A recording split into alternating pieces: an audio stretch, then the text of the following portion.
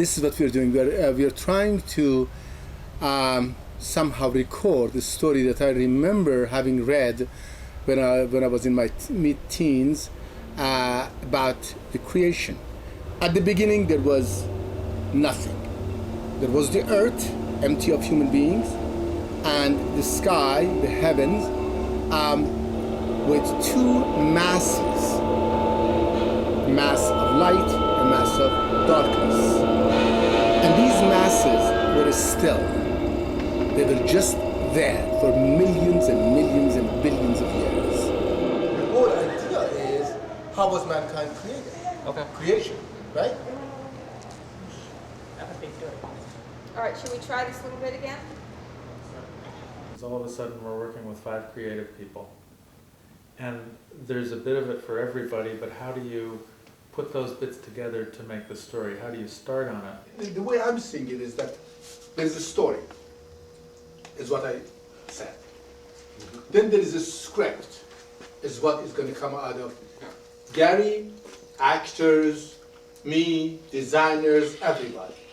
I don't consider myself primarily a writer, so I thought I was a fairly unlikely candidate to do that as my sole thing. So what I've tried to do is more help develop a text, but in relation to other people's contributions. We are playing off of each other to express a larger vision. And the larger vision is the creation project. The whole point of the project was really to see how the creative process was going to work, and that was really honored, which was nice. And I felt like I could bring a lot of ideas and a lot of sounds to the group, which I did, and show them the sorts of things I was thinking might work. You come in with certain ideas, but then they evolve as you begin to experiment and try things out.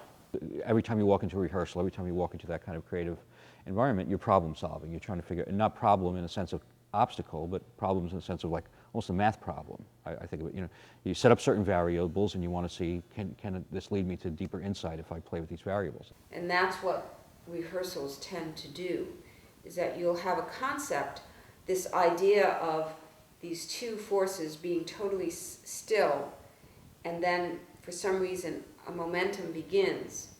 So out of that concept, in the actual rehearsal element, an experimentation element, it became a dancer in a harness over cloth that had actors underneath them, or underneath the cloth, to create that sense of an undulating momentum.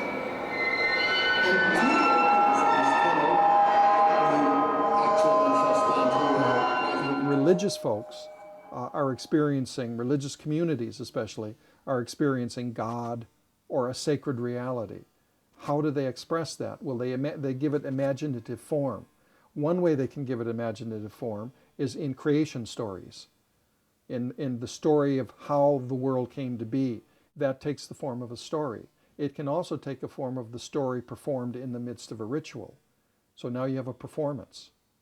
In fact, all theater ultimately came out of religious performance. This performance gives form and shape through the imagination, through the creative imagination, gives form and shape to experience. And what we're trying to do, or what I was trying to do in the creation project, is to combine these to actually have a religious experience and have artists react to it and give it form. What intrigues me is if I can get visual images from something that has a movement orientation.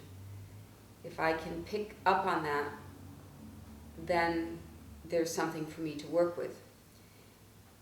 Whether it's music that I'm listening to, or an idea, or a set design, or whatever. And when Mahmoud was telling us this story, the final image was the battle between the light and the dark, and how some of the light was eaten by the dark. But then the droppings came out and landed on Earth, I guess you could say, and out of that, each time a dropping occurred, it was a human being. And I found that image of the light and the dark intertwining in some way, and then pieces of that falling away, and out of that a type of metamorphosis into human being I found fascinating.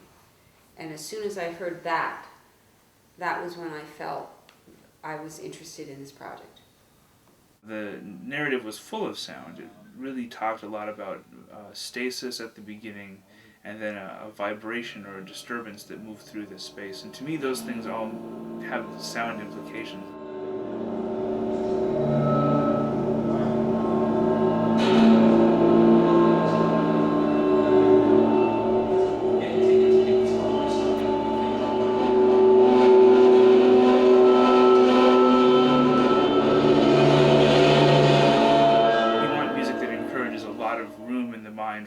For thinking about things and for noticing detail and noticing what's going on. So it's, as much of anything else, the music is being used to create a state of mind in the audience where they're receptive to everything else that's happening.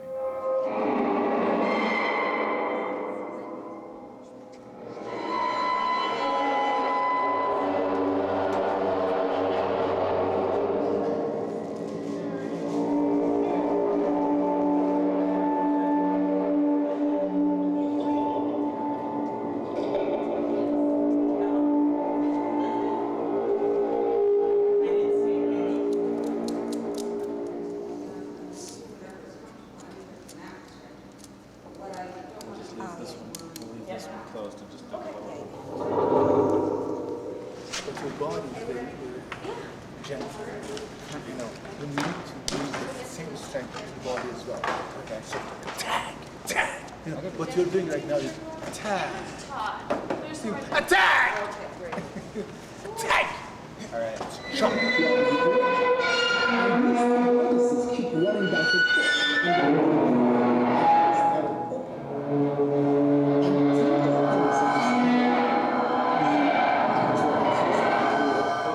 and here. Okay, goes like this. This will be goes like this. The other person goes like this. And she just moves right through them. Up there. Yeah. It might be interesting to find a way, and I don't know how, it's just in here, I don't know how it's going to, just like, you're talking about your instrument just being in here and how it's going to be. It might be interesting to find a way that if you are going to use any projection, let's say the story is going to be projected, it should not be projected on a flat surface. It will be projected in maybe in some kind of a semi, circular, semi-globe circle, within which, inside of that space, several instruments could be. Yeah, I think I think it's a good idea, but I think you're talking May, not October. And maybe that is the reasonable thing. Maybe that is the half-hour thing for May to happen. I really would like to hear what an audience thinks when you say something like that. How would this be in the round where all of the instruments were in the center? Mm-hmm. So somehow maybe we can. It's surrounded by this creation, Everything that we're doing inside that space is surrounded by this. Or even some of the things that we talked about when we went to the theater that day, and where these things could be suspended from, and was the audience going to be part of it, and and just brainstorming those kinds of ideas. I wonder if we could do a projection screen between the two halves of the audience and project on it so that both people would see it at once. That's a great idea. One of the issues there is our coalescing as a group. In some ways we had a good rapport with our enthusiasm for the story and our feeling good about each other. But you really need the depth of knowing where somebody is as an artist, what turns them on, how they work. I'd worked with Ellen before, I'd watched her dance before. We had some of that. But Stefan was the new guy on the block, Mahmoud also, Jim and you. We didn't know each other. Knew Mahmoud, but some of us knew, like I knew Jim, but I didn't know Mahmoud, or I didn't know Stefan. Until you get that sort of thing down, it's very hard to have a serious discussion about how a collaboration should represent a story. Wait. We don't know what she's done. Why don't we just go through it today and we'll see right now, because we're making mistakes. But when is the video My started? question is... That's what you're not accounting for.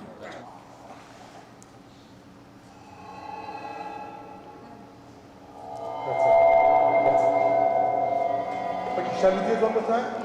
You are over there, maybe you are in the middle or you are in the corner. At the end? At the end. Okay, and Todd is in this side. And she's facing him. So everybody is watching this story. Okay. Okay. Gotcha. I also think that in the beginning, Yukiko, that it's what's, first of all, your moves that are just the changing positions have to be much simpler and differentiated from your moves when you push up. So this is a much higher feel coming up through that, visually for the audience. What will happen is I'll just, after I'm done with the wave, I'll come over here and get out right here. Right. So you'll have to turn and hand me the ropes like this. Okay, So turn around and hand me the ropes like this. And then I'll back up and do it that way. And we'll just go from this angle. There's no insurance. Get your work done.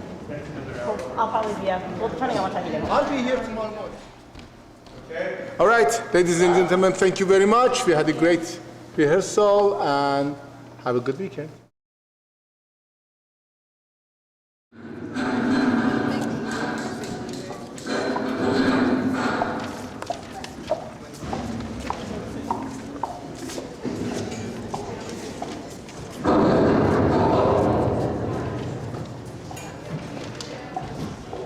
what I'm hoping is that the element of prototype is still going to be strong enough to have the audience really get a sense of where we're heading. That's what I'm not sure about. I see. You think the piece may be too small, too short, or what Not do you that mean it's the too prototype? short, it's just that everything here is a prototype. The size of this, the amount of spandex, the number of actors, the number of dancers, the use of the harness, everything is a prototype. There's no costuming, so to speak. We've only briefly tapped into the narrative that's begun to be written.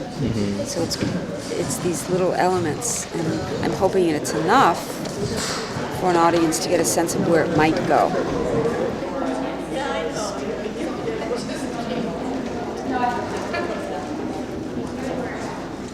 We are into something. I still don't know what we're into, but I think we're into something. When we were talking this summer, I mean, I thought we would have some kind of a little workshop and maybe have a dancer and stuff like this. But it developed so rapidly, I was amazed. Yeah. So from that point of view, it's way ahead. What we need is money.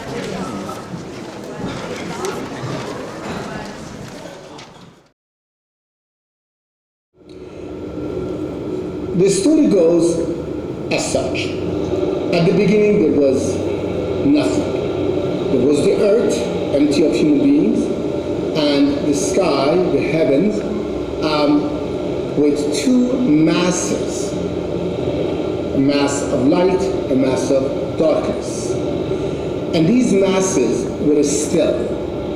They were just there for millions and millions and billions of years. With no movement,